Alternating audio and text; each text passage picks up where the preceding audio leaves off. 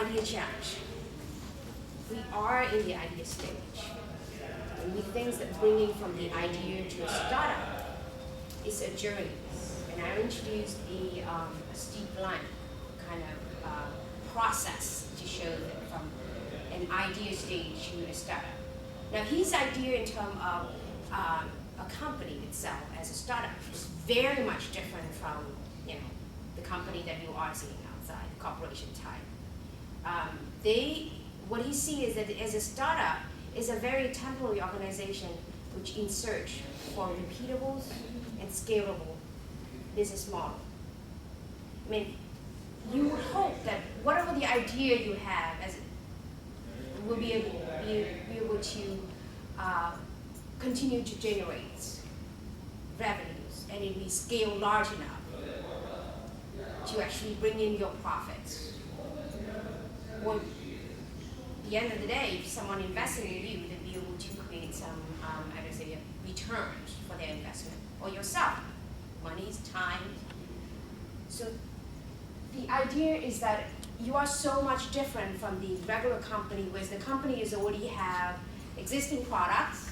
They have all kind of partner strategies together. They can kind of move forward with a lot of known. Come on in. You come from the business the bootcamp. Yeah. Bootcamp. Grab a seat.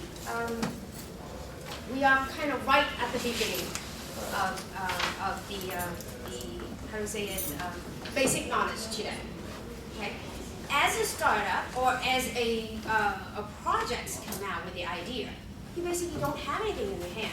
All you do is that you have an idea with some kind of product that you believe that it would have some demands out there. That believe that those demands will kind of pay back or will give you money to get that product, right? You don't have partners, you don't have manufacturing facility, you don't have very clear a group of people who purchase it. So everything right now is in a state of hypothesis, right? So the journey is to actually get you to where an actual company actually making money is a journey of proving that whatever you believe in is true. What is your hypothesis is true? So what you go is you go from the idea, then idea is maybe a product with a few features. You have to make sure that that product with few features and actually can turn into profits. Have to make sure that there's people out there that needing your products. You have a system to turn that idea into a real product, deliver that product, make sure that there's a system to collect the money, make sure that that money, the revenue that you have, larger than the cost that make the whole system work, and then turn into profits. All of these, and you're talking about business model, you have to think about the model, how to deliver that product into the hand of people who are willing to pay for that product, right? Then again, you're talking about people who purchase it. Would 1 people is sufficient, 100 people, 1,000 people, or 1,000,000 people? What's the size of the large opportunity? Would you be able to sell to 100 people and that's it? That's all you got? There's no way you can scale it up. Then that no way you're gonna make money out of it. With selling 10 to 10 people is gonna be make your business kind of keep going? No. You need to be large enough for you to keep growing that business. That profit is going to be larger. So make sure you have enough mass or opportunity, large enough opportunity. Again, in this point,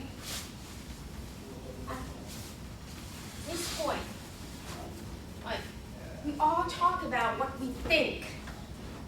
We all talk about, right now, I'm just talking about, well, I have an idea, I have to think of the model to push that idea ahead of time. I think that I have large enough audience willing to pay for my product. But that's, I think, that's my hypothesis. It haven't been proven yet.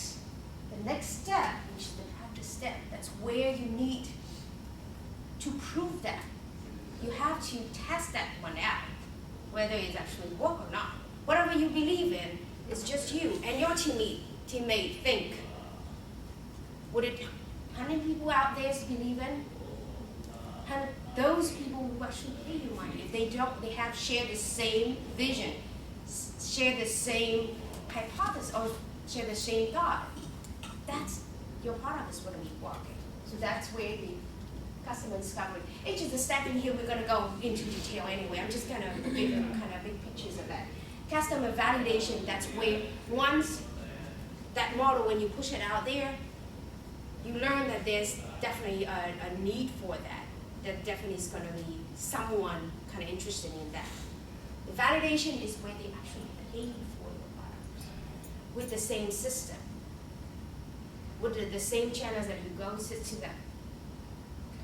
When the money actually on your hand, that's where your model is validated. Your product is validated. Okay? So remember, this part is just your hypothesis, just your theory. This part is you actually go out there and test that theory. Once you pay the money, that's where it works.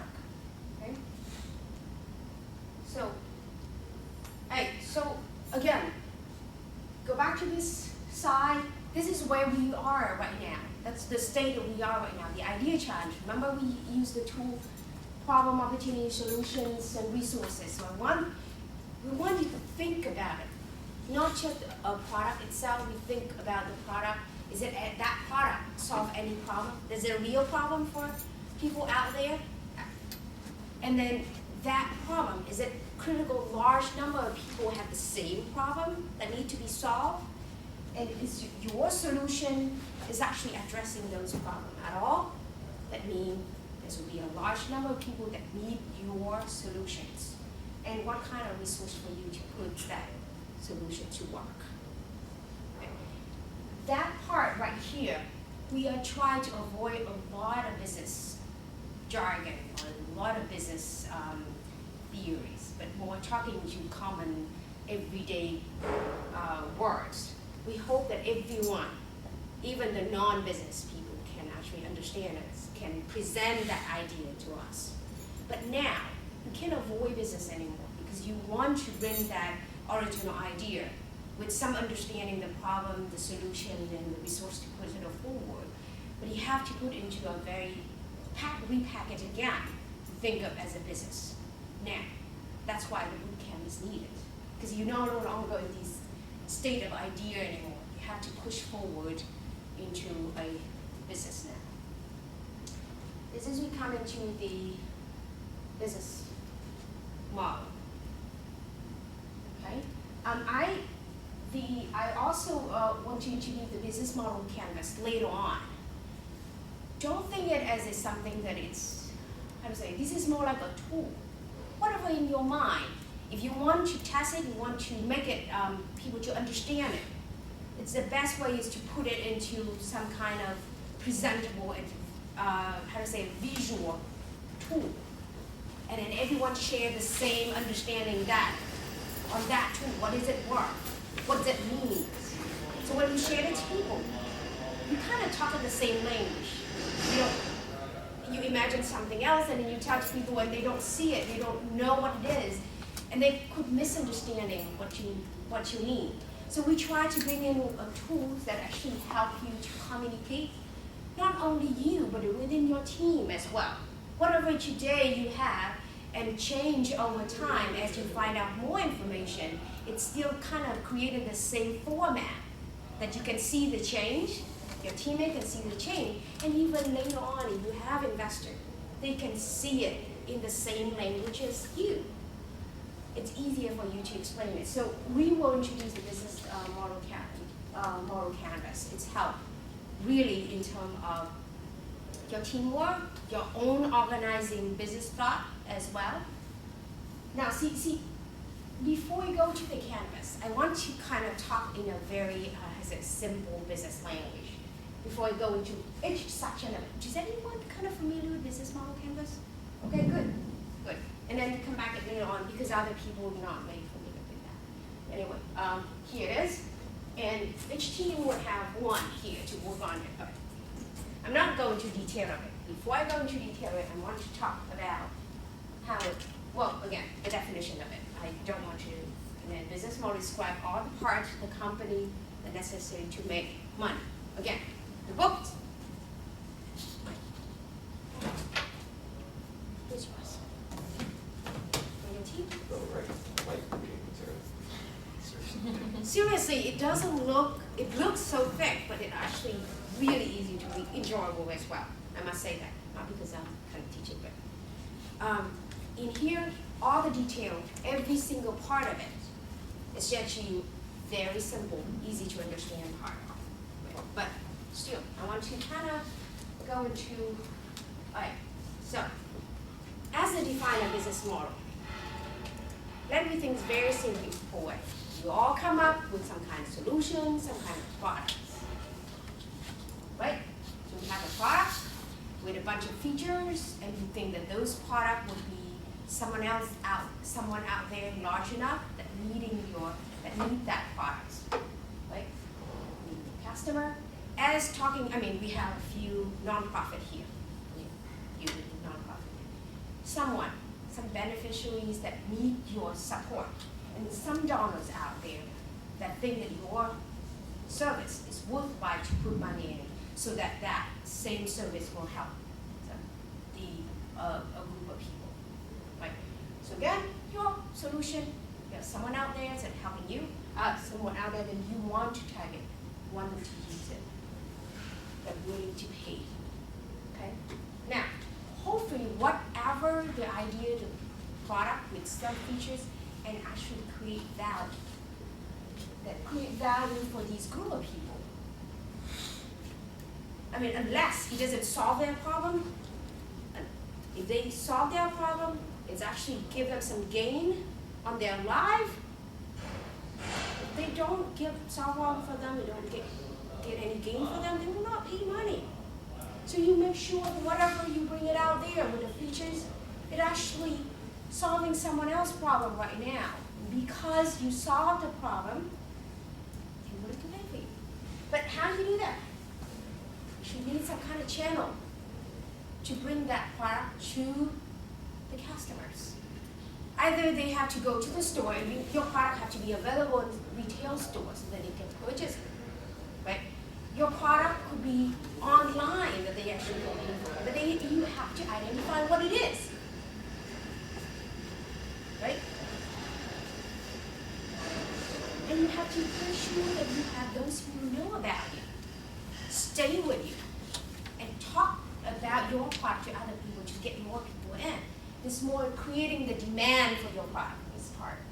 It's creating the demand. So all these mechanisms is actually make sure that your product into someone, your target customer hand, make sure that your customer know about you, make sure your product creates certain value, those value actually that's what they need, okay?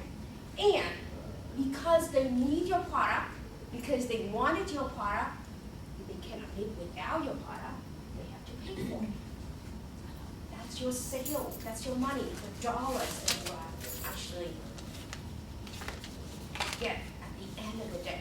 As for the nonprofit, because these beneficiaries need it, improve their life, the values change that your product or the service is creating, improve their life, make certain impact, the donor think that those impact is important for their own visions. They're willing to support you. That's where your job is. Although you may not think it as a profit, but you need the money to keep going, to put out your service, right? All right.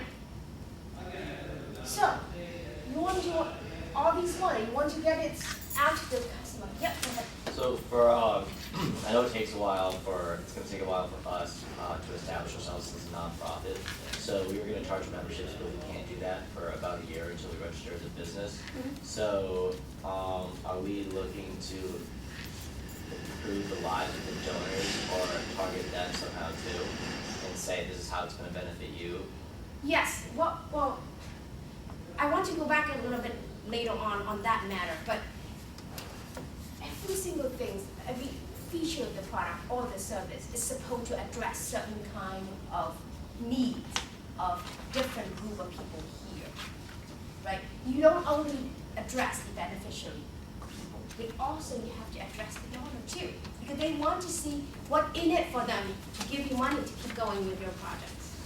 If I'm cared about the children, but your project is actually do good for, I don't know, elder people, it may not feed on my how do I say it, non-profit or social aspect of my organization or my company. If I am a business company, but I still have set aside a certain amount of money for my social responsibility, but my target social responsibility is support the elder people over the age of 65 in a nursing home, or 70 years old nursing home. And you offer them a project with supporting a high school, kindergarten student to learn better. What is the same fee? No, of course not, because my mission is different.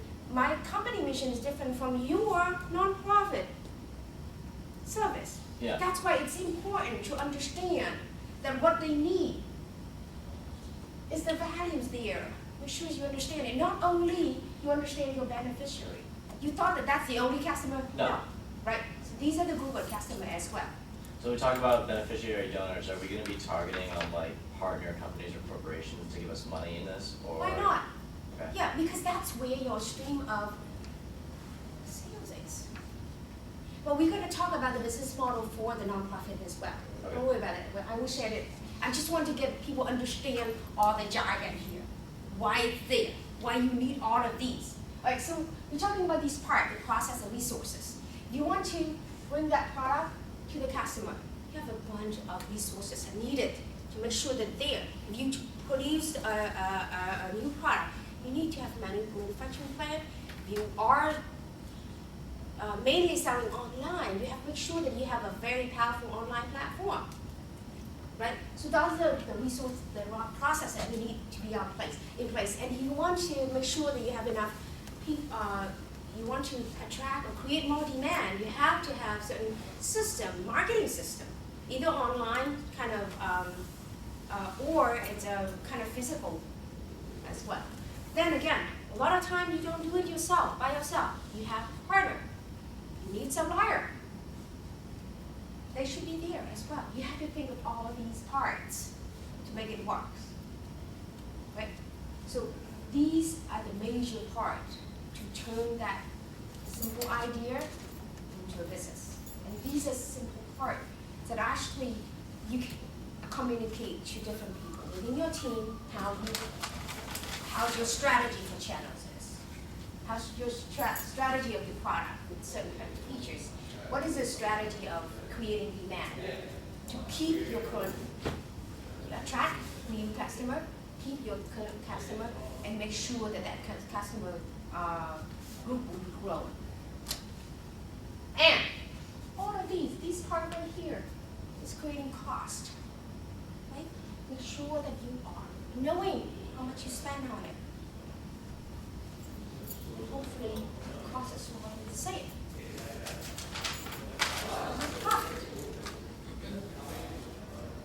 Right, so we all talk, you understand all the part of this one. All the part, how to turn your idea into a business or a startup. Right. Then, take a look at this. Whoop. Oh, okay, sorry. So, here's the business model canvas. You have 7 or 9 parts. Value propositions. Basically, that's your product. The features, the customer segment is who you're going to sell your products to, or who's you're going to serve, who's using the product, who pay for your product. Be careful, use your product, and pay for your product. A lot of time, the user will not be a player. Think about Facebook. Does the user pay any money? No. Who pays money? Ad company. Obvious, 2 different people. So don't, or the nonprofit. The beneficiaries is the one who used your service, right? But do they pay? No, you give it for free. Who pay it? The donor, right? And Facebook or any other nonprofit, they have to make sure that both beneficiaries and donors will have whatever the need they have, you actually provide. That's why they stick around. That's why they be part of your business. That's why they pay money. Okay? Then, again, channel. You're talking about that. How do you deliver that product to your customer? That's the channel. Be sure you have it in there. Be aware of it. A lot of time, the whole innovation of your idea is not about product. It's about the channel. The idea of Facebook type with the new, they call now it's a multi-size business models. It's just a new, it's an innovation type of business model. I mean, everyone in the past would know that, you know, you sell, you have a product, you sell to people, they pay money. But nowadays, you give it for free. But still, you're still alive, you still make a lot of money. So the channel sometimes is very interesting as well. Customer relationship. Of course, make sure that you attract more people to come in. How you do that? Money making, revenue stream, identify what it is. And then, of course, activity resources. What kind of resources you needed? And then, what is the critical activity that you are doing now? It can change over time, especially when you are a nonprofit. You have to identify certain steps. I'm sorry, start. You have to identify certain steps, prioritize it. And again, make sure you identify your key partners. Who actually help you? Okay, like your projects, the dentures, right? Your key partner would be someone like physicians or dentists, or even the technicians, like, I don't know, create the, or the people who do the 3D imaging at the dentist office. Those people who are actually helping you to bring that teeth, right? So those do have to be very specific. Who is it? And again, because you need the resource, you have to get all the resources on hand, because you have to push out the activity to make sure that your product's going to be into your customer's hand, or maybe creating demand for your business could incur some cost. Turn it out exactly what kind of cost is that. And that way, when you compare these two sides, you know, hey, I'm making money or no. Or maybe you're not making money now, but if you can draw the growth of your customer size in the next, let's say 2 or 3 years, I started to make money. Maybe first year, second year, I will not making money, because that's when I'm building up everything right now. I create a prototype, I'm testing the prototype, and make sure that the few first customers using it, and me talking about my product, all these one need to, not they even pay any money yet, but that's all you have to do. Right, so it's quite a bit of cost here, but eventually, because I have a large amount of customers, it will pay off, and I will make profit by then. Okay? So, see whatever we're talking about earlier, and see how it mapped into the business model canvas. This is your company. Your products here. This is that process. This is the key the activities that you have. It's your customer right there. Right? Again, make sure that whatever you created create some value to your customer, and the value is actually solve some kind of thing or create some gain. Channels, again, you need to create a demand. Once they use your product, they will pay. Well, they like it, they want it, they need to pay for it, and that's your value. Revenue stream. Your partners and your cost structure. All right, so I'm right here. Any questions so far? Anything confusing? You good? All right. All right. So I want to share some example first, and we talk about mostly, you know, basically kind of like theory. So how mapping out on the existing company. Is there anyone here about Casper? This is a brand new company.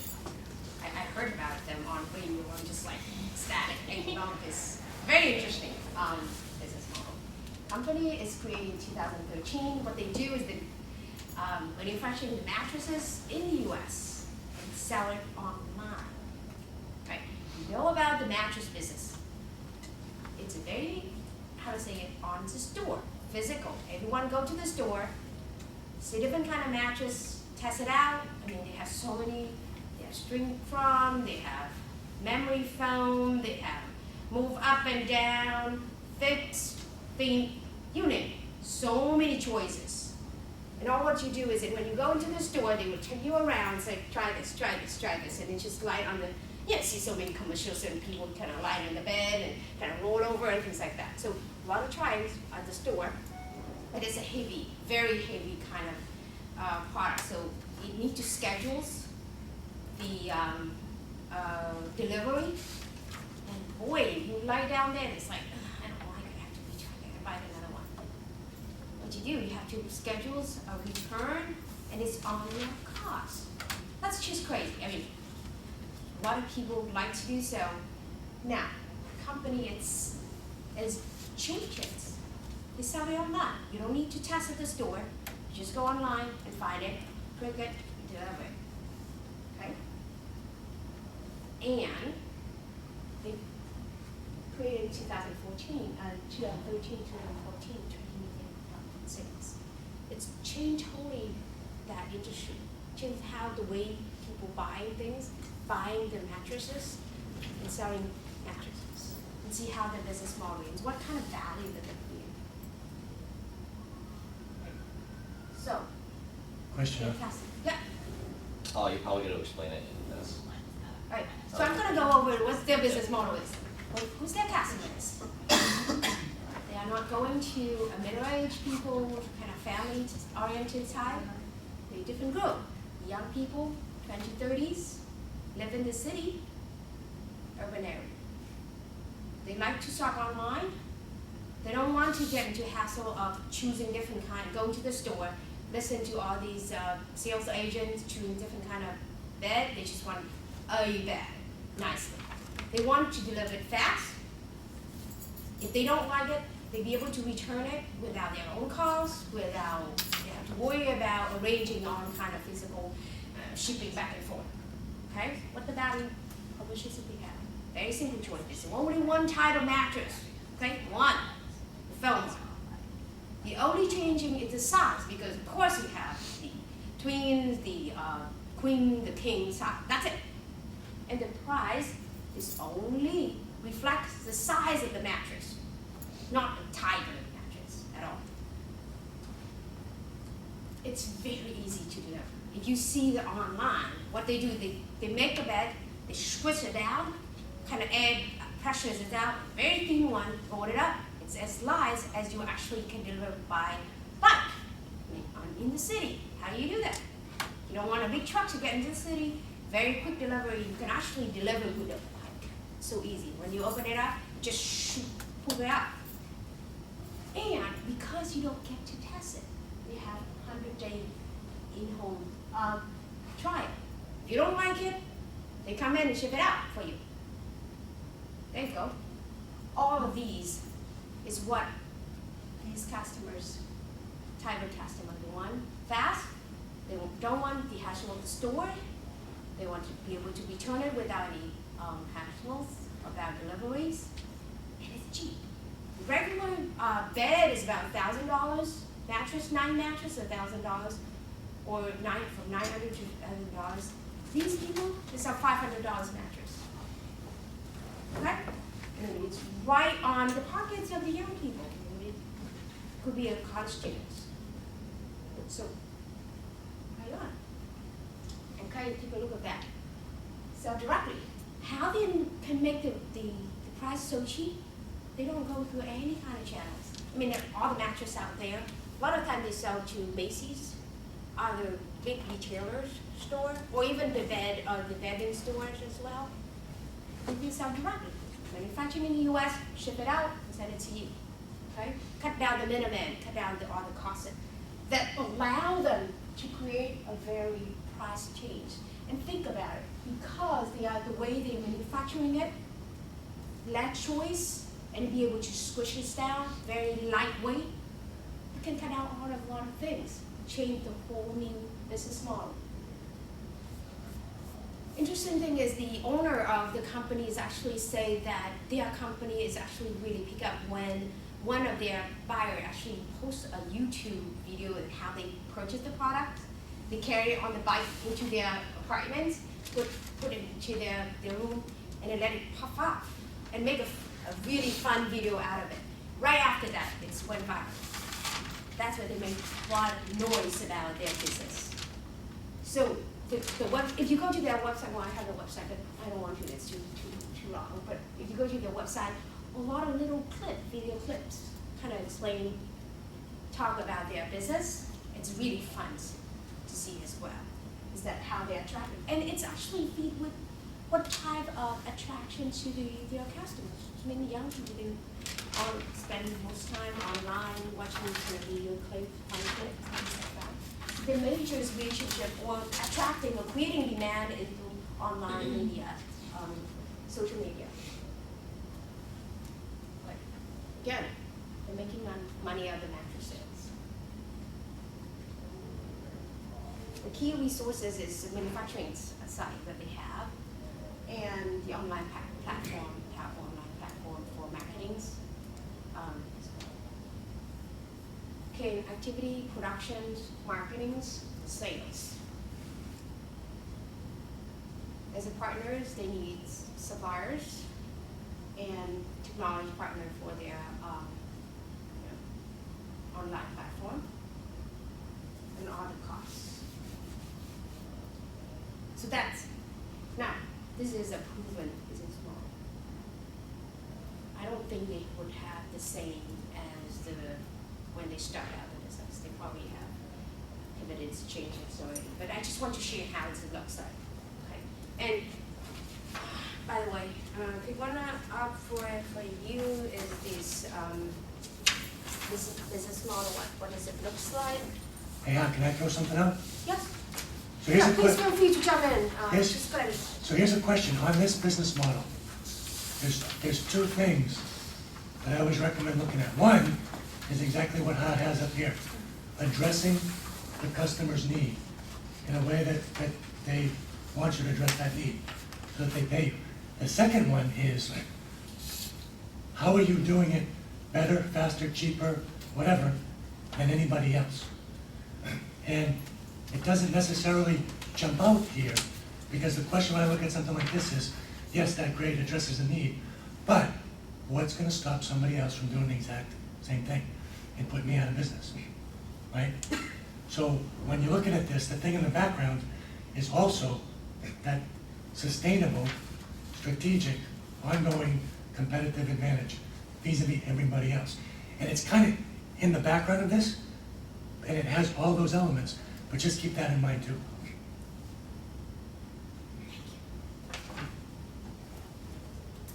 All right, so again, we have few team as a nonprofit program here, and I want to discuss about that as well. Well, we have the same, how to say it? I will share you later on a business model for the nonprofit, how they kind of customize it for the nonprofit. But the only thing that you need to kind of pay attention on this one is that you have to be aware that you have not one time a customer who actually paid for you, but also, or who use your nonprofits usually think, oh, my customer who actually use my service, who actually is the recipient of my service. No. The customer is also the one who paid so that you can stay alive and continue to provide a service. That's your donors. Each of these you will have to satisfy their needs. As I mentioned earlier, is that you have some kind of mission. That mission has probably the same line as your donor. They share the same mission. That's why they find you that it's actually, implement their missions for them. And that mission translates kind of product or service that you provide to the recipient.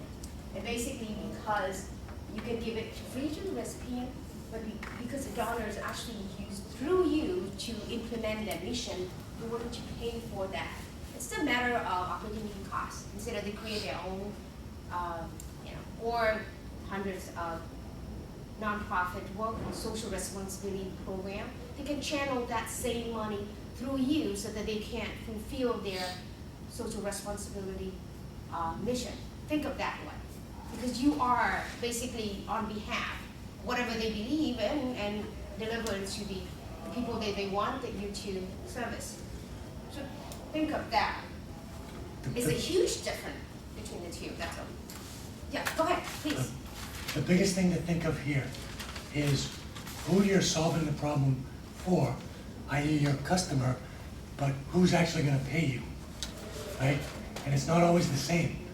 And this is in the nonprofit space, but can any of you think of another space that's not nonprofit where that same dynamic exists? Where the person you're solving the problem for is not necessarily the person paying you? Prosthetics. So, more generally speaking, the healthcare space, right? Because there's an entity called the insurance company, right? So you gotta convince the insurance company to pay for that as well. So it's a multi-sided space that just understand how, and it's a great drawing, how those different pieces come together. And you have to not only solve the problem, but convince the person paying that you're solving their problem as well.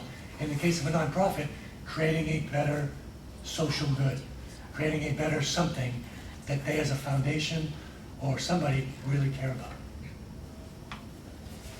Well, I have, since we have two right here, I found it online. Go ahead, ask questions. So since we're talking about donors again, and we can't get donations from corporations for the first year, are we gonna be targeting anyone for the first year? Us, or are we just gonna be going off My experience as well as observations is that a lot of nonprofits,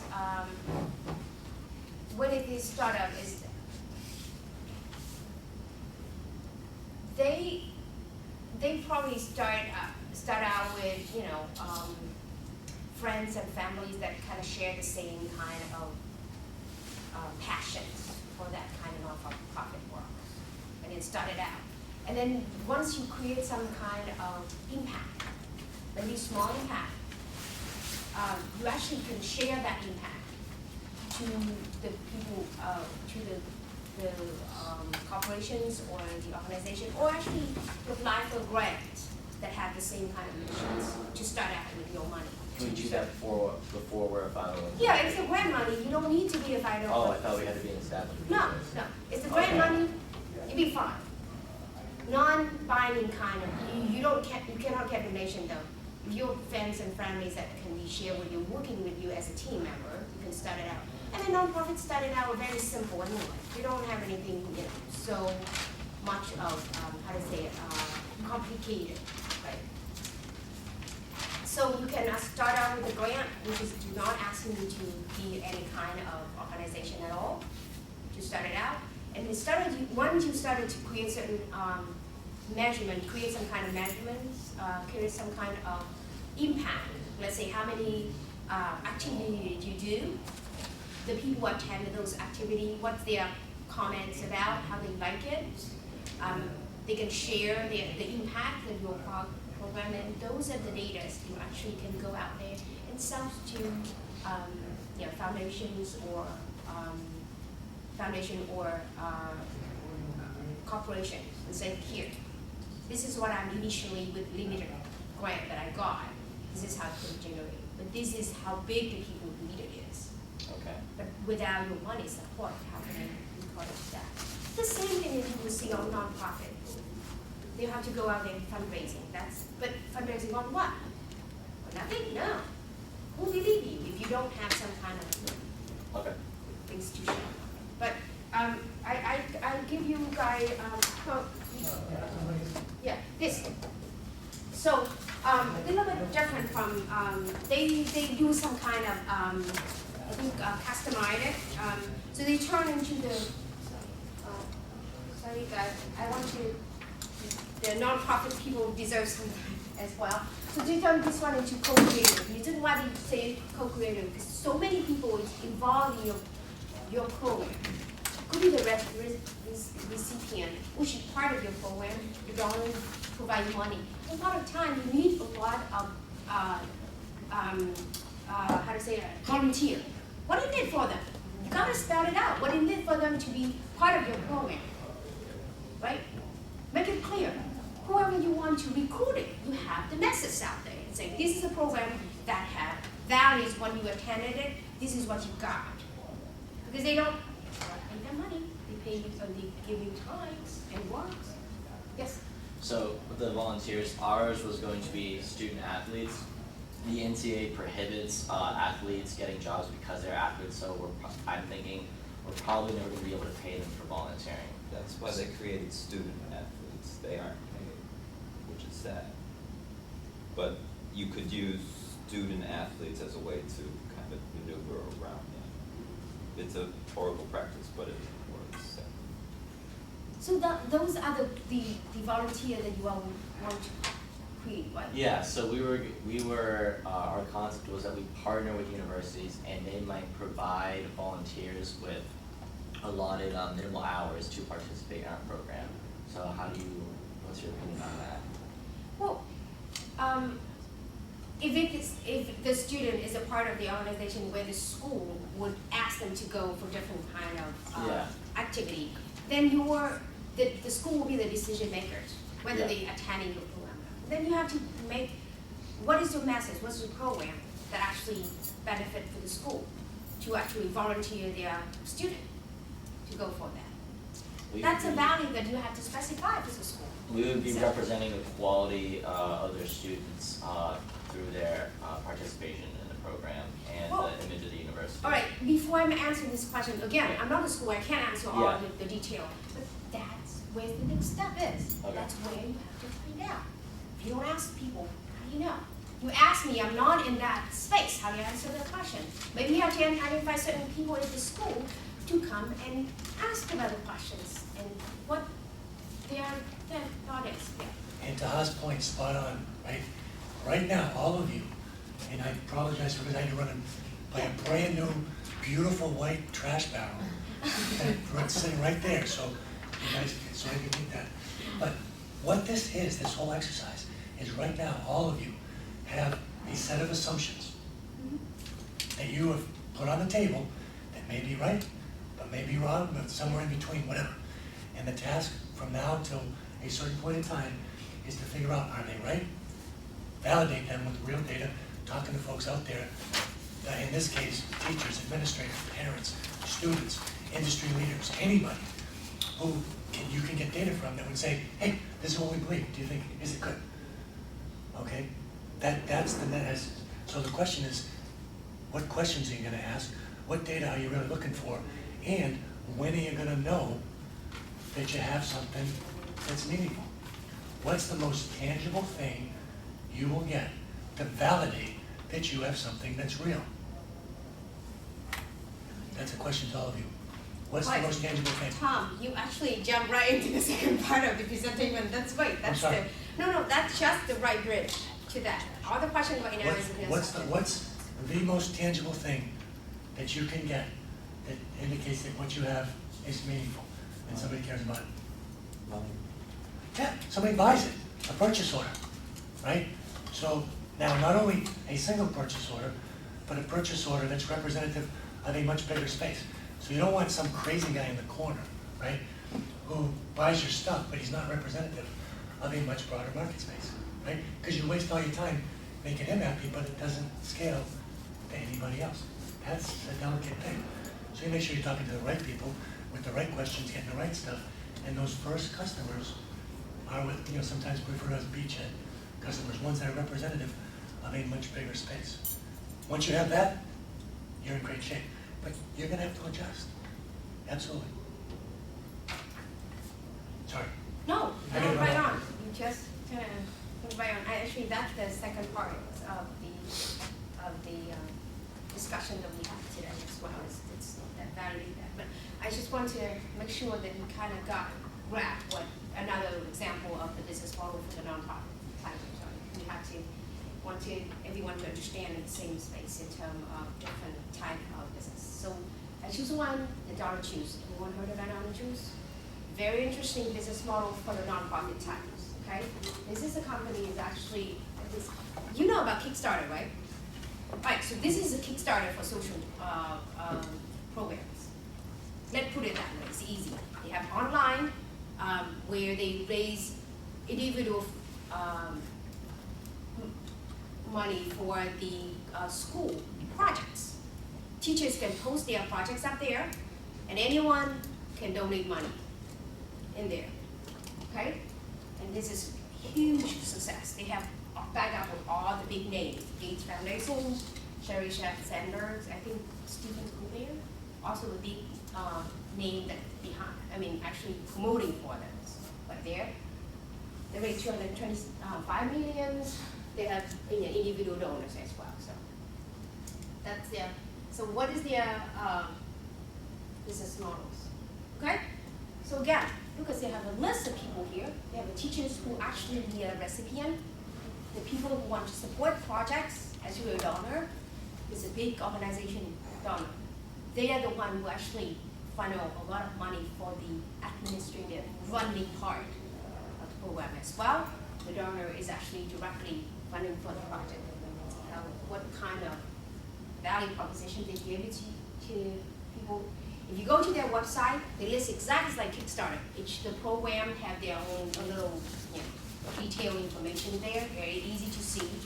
Transparent, what is it? Say transparent, or the cost of that little projects there to be able to, the donor will be able to see it, how they spend it.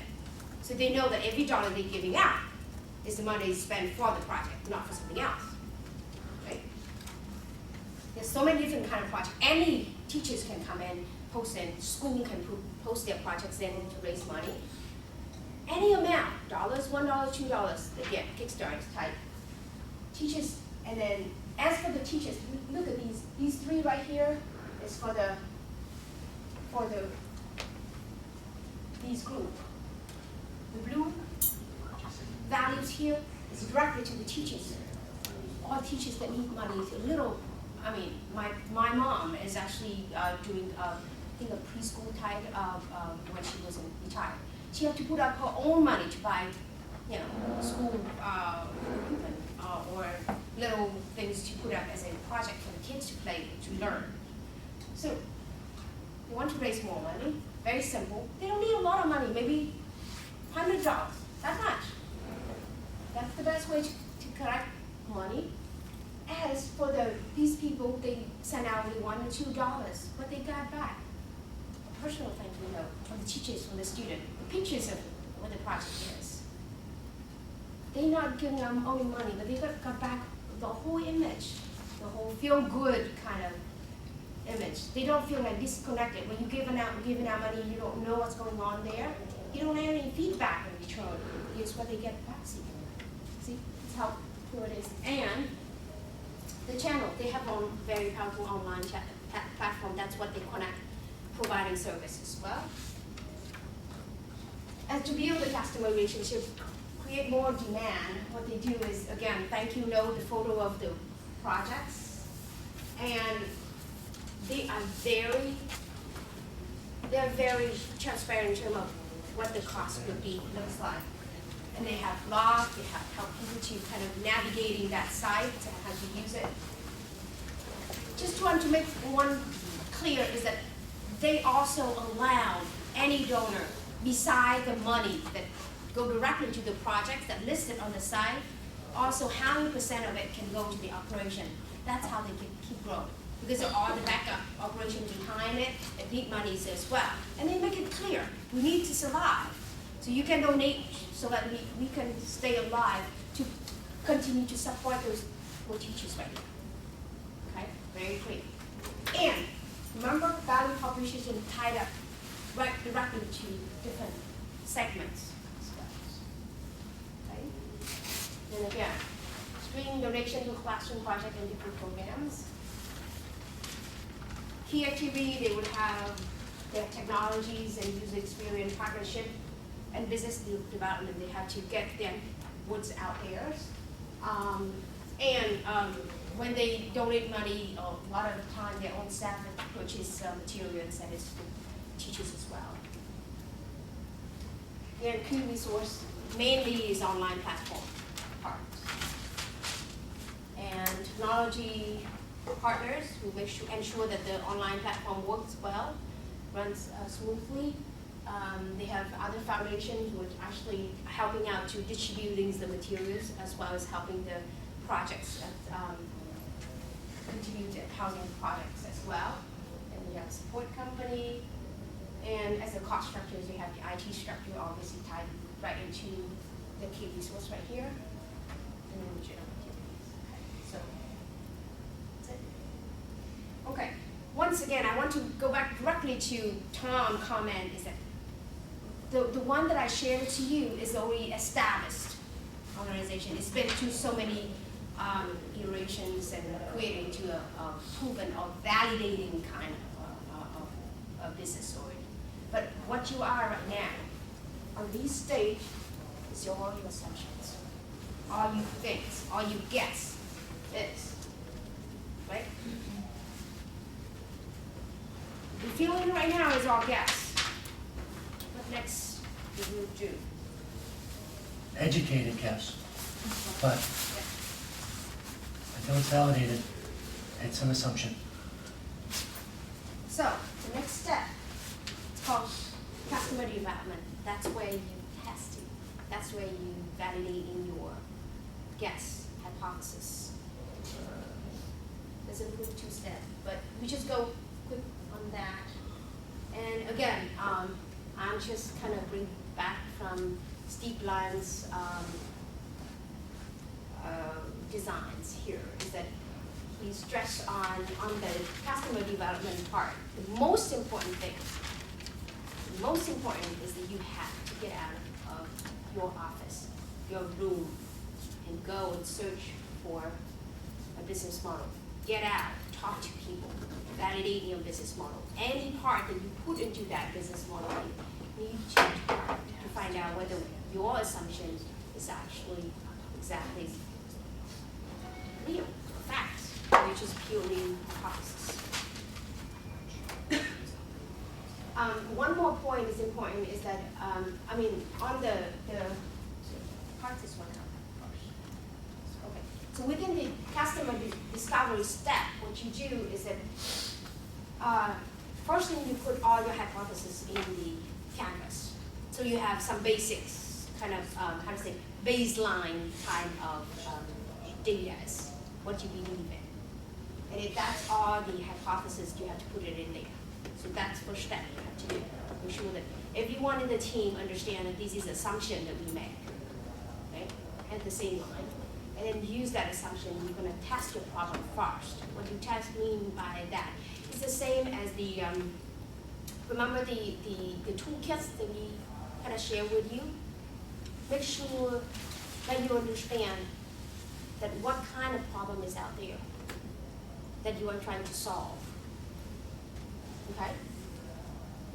You test that one first. When you go out and talk to people, you don't share your solution. You just want to find as much as you can about what's the problem that your potential customer is facing right now. You have to understand that part first, very well. Come back, look into your business model and see how your assumption solution right now works. Is it addressing exactly the problem that you are finding? You find from the mission is go out there and talk to people.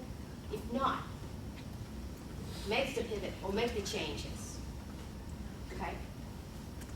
Go out there and test the solution is supposed to address those problems. And see, do we accept that? Do they see the same thing as, do the customer would see the same, that your solution is actually solving the problem that you already find out earlier? That's 2 different steps right here. So don't jump into your solution and tell, oh, I have a great solution for you without understanding the actual problem that people have.